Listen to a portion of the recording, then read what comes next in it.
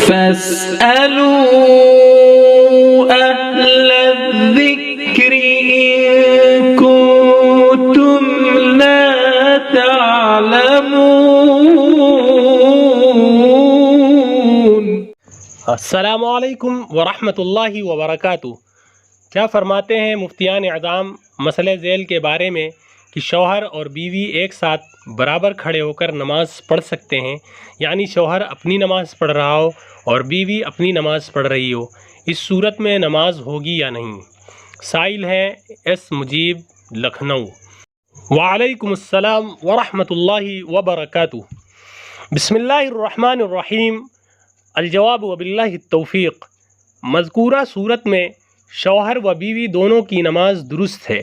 یہ بات ذہن نشین رہے کہ بیوی یا شوہر کا برابر یا قریب قریب یعنی محاذات میں کھڑے ہو کر کے نماز پڑھنا اس وقت صحیح نہ ہوگا جبکہ محاذات کی شرائط پائی جائیں۔ من جملہ ان شرطوں میں یہ بھی ہے کہ دونوں کا تحریمہ ایک ہو، وہ باجماعت نماز ادا کر رہے ہوں۔ انفرادی طور پر اپنی اپنی نماز ادا کرنے کی صورت میں نماز فاسد نہ ہوگی، کیونکہ دونوں کا تحریمہ یعنی نماز الگ الگ ہے، لہذا مذکور فی السؤال صورت میں محاذات یعنی برابر کھڑے ہونے کا اعتبار نہ ہوگا، جیسا کہ کتب فقہ و فتاوی میں مذکور ہے۔ فقط واللہ تعالی اعلم بالصواب۔